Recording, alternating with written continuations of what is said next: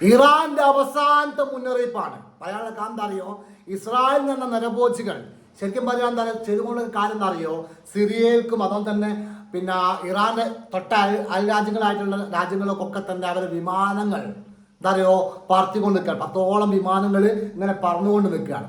Iran വ്യക്തമാക്കി പറഞ്ഞു കഴിഞ്ഞു, എനെങ്ങാൻ എന്താ പറയുക ഇറാനിലേക്കോ ഇറാന്റെ തൊട്ട അയൽ രാജ്യങ്ങളോ സിറിയ പോലെ രാജ്യങ്ങളിലേക്കോ ഇസ്രായേലിന്റെ വിമാനങ്ങൾ വന്നു കഴിഞ്ഞാൽ ഞങ്ങൾ വെടിവെച്ച് താഴ്ത്തിടുന്നു. അത് യുദ്ധ ലംഘനമാവില്ല.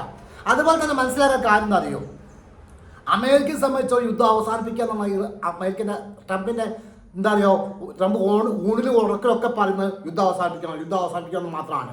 ആ ഒരു സാഹചര്യത്തിൽ ഇപ്പം പറയുകയാണ് ഇസ്രായേൽ നമ്മൾ സഖ്യരാജ്യമല്ല, ഇസ്രായേലായിട്ട് ഞങ്ങൾ യാതൊരു ബന്ധവുമില്ല എന്നുള്ളൊരു വാക്ക് അങ്ങ് അമേരിക്ക പറഞ്ഞു കഴിഞ്ഞാൽ തീരാവുന്ന പ്രശ്നം മാത്രമേ ഉള്ളൂ. ബാക്കിയൊക്കെ ഇറാൻ നോക്കിക്കോളൂ, ഒരു സംശയം വേണ്ട. ബാക്കിയുള്ള എല്ലാ കാര്യങ്ങളും ഇറാൻ നോക്കിക്കോളും, ഒരു സംശയം വേണ്ട. എന്താ അറിയോ, ഒരു ദിവസം കൊണ്ട് എല്ലാ സംഗതിയും സകല തേങ്ങാപ്പിണ്ണാക്കം തകർത്തിരിക്കും ഇറാൻ. ഒരു 100% ഉറപ്പാണ്.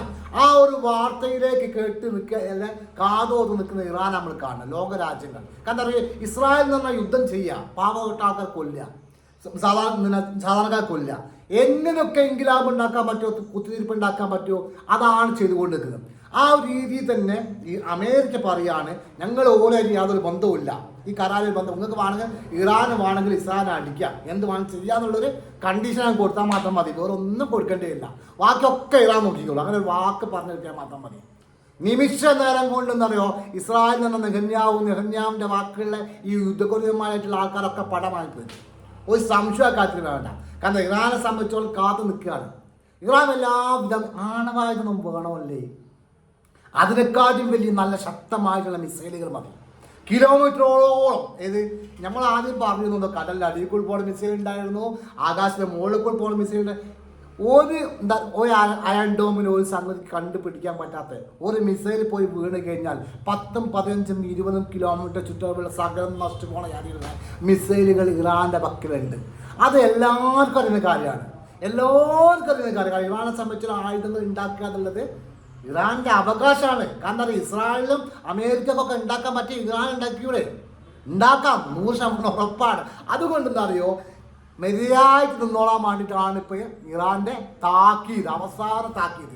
എന്തും സംഭവിക്കാം. എന്താ അറിയോ, ഇറാൻ ഇസ്രായേൽ യുദ്ധം നടന്നു കഴിഞ്ഞാൽ സംഭവിക്കുന്നത് എന്താണെന്നുള്ളത് നമുക്കറിയാം.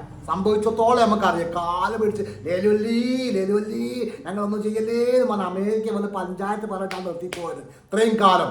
മനസ്സിലായി? ഈ പഞ്ചായത്ത് പറയാൻ അമേരിക്ക വരാതിരിക്കുന്ന സമയത്ത് മനസ്സിലാക്കണം, ഇറാൻ എന്താ അറിയോ അടിക്കുന്ന അടി എന്ന് പറഞ്ഞാൽ പെറ്റ തള്ള സഹിക്കല. പിന്നെ എല്ലാ കായ്പും തോന്നുള്ളൂ ഇസ്രായേലിൻ്റെ. എന്നാൽ വീഡിയോ ഇഷ്ടപ്പെട്ട ഷെയർ ചെയ്യാൻ സപ്പോർട്ട് ചെയ്യാൻ താങ്ക് യു വെരി മച്ച്.